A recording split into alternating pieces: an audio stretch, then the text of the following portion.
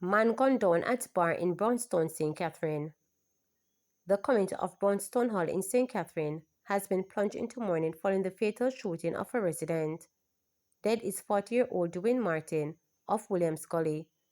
It is reported that about 9:45 p.m., Martin was at a bar near a school when he was pounced upon by two men who brandished guns and shot him repeatedly. He was taken to the Spanish Town Hospital where he succumbed to his injuries. No motive has been established for Martin's death. The Spanish Town Criminal Investigation Branch is investigating the matter. Man shot by a co-worker. A disagreement between two workers has resulted in one being shot and injured. The injured man, a 24-year-old forklift operator contracted by DECS Management and Logistics Service Limited, was wounded by his 57-year-old co-worker, a licensed firearm holder, who is contracted by Dex to drive staff home. Dex provides forklift operator services to companies like Celebration Brands Limited. Reporters were told that about 11:10 p.m. Monday, the driver was dropping off workers at their homes and simultaneously picking up others to take to the workplace. Police report that the forklift driver was to get off the bus in Portmore, St. Catherine, but fell asleep. He eventually woke up when the driver reached Spanish Town. Upon realizing that the driver was not turning back, an argument developed along the Mandela Highway. On reaching the 6 Mile Bridge, the police reported that a black object was used to hit the driver in his chest. The driver pulled his licensed firearm and discharged two rounds in the direction of his co-worker. The black object was again used to hit the driver in his mouth. The driver contacted the police, who instructed him to take the injured man to hospital, where he was admitted in serious condition. He reportedly had gunshot wounds to his head, both arm and upper body. The police said the Toyota Coaster bus in which the incident occurred was processed at the hospital and two spent casing retrieved. The firearm used in the incident was also seized and taken to Hunts Bay Police Station for safekeeping. The bus is owned by the driver. The police are conducting further investigation into the matter to determine their next move. Government strengthening support for secondary level students. The government will be developing an intervention system to support at-risk students at the secondary level and improve student retention in its continued thrust to improve educational outcomes. An early warning system will also be developed to identify at-risk students. These initiatives will be pursued under the Jamaica Education Project JEPT, which has been allocated $752 million in the 2025-2026 estimates of expenditure. The document was tabled by Finance Minister Favor Williams in the House of Representatives on February 13. During the upcoming financial year, training plans will be developed for teachers for grades 7 to 13, principals, and master trainers. An assessment of laboratories will be undertaken and the government will commence procurement of science and audiovisual equipment for secondary schools. Additionally, equipment and human resource system will be procured for the Education Management Information System, EMIS. The EMIS will, among other things, record student data, performance, and attendance. In January, it was reported that 15 schools were recording students' attendance digitally, while another 10 were 95% ready to begin using the platform. JET's objective is to improve teaching practices and learning conditions in secondary education and promote greater use of information for decision making in the education system. Among the achievements up to December 2024 are the development of output specification for construction of a science, technology, engineering, art, and mathematics STEM school and the acquisition of a land in Minard St. Anne for a similar institution. The project is being implemented by the Ministry of Education, Skills, Youth and Information and funded by the International Bank of Reconstruction and Development. It commenced in November 2023 and has a November 2029 completion date.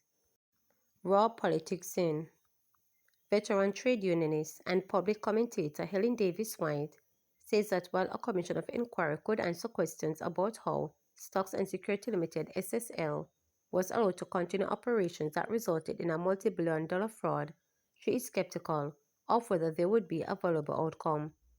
Davis White was responding to a declaration by opposition leader Mark Golding that should his party form the next government in the few months, it would establish a commission to review what transpired. The US 30 million fraud, Jamaican 4 billion, impacted more than 200 accounts at the problem-plagued investment firm, including the account of Fullerton, a holding company for retired track and field legend Usain Bolt. The funds US 6.2 million invested through the company were to reportedly form part of Bolt's retirement plan. Questions need to be answered as to what may have gone wrong from the regulatory perspective to have allowed these frauds to have been committed over a period of time, as it appears, stated Davis White. She said the inquiry is warranted if investigations do not result in the public getting adequate information and do not inform a process that will ensure that what went wrong is identified and never happen again. Still, Davis White cautioned that the massive fraud has occurred on the back of the financial meltdown in the 1990s that saw the birth of Financial Sector Adjustment Company FinSAC and Jamaica Deposit Insurance Corporation.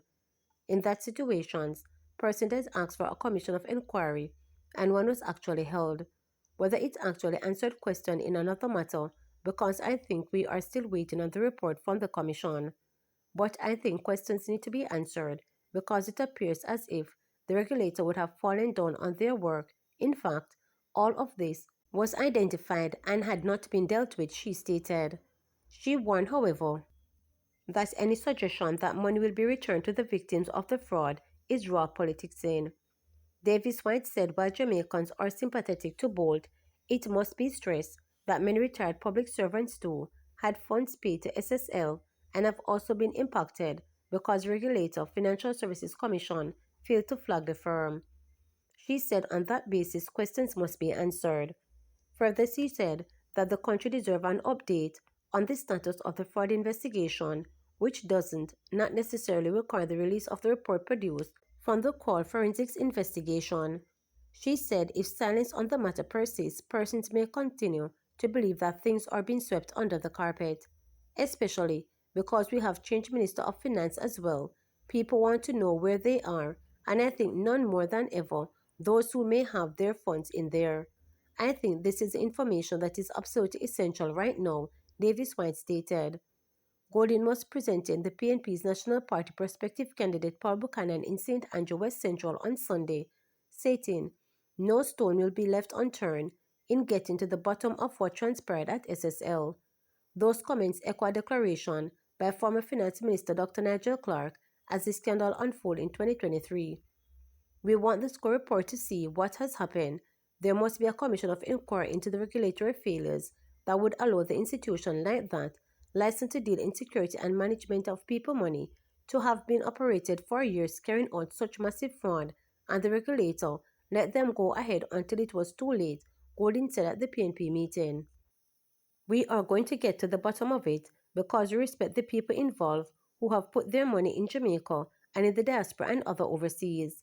We need to send the signal that we take it seriously and that Jamaica is a place where you can come and invest your money, and this government is letting the people down and letting the side down, and it's a disgrace," he added. Remember to subscribe, like, share, and click the notification bell for daily updates.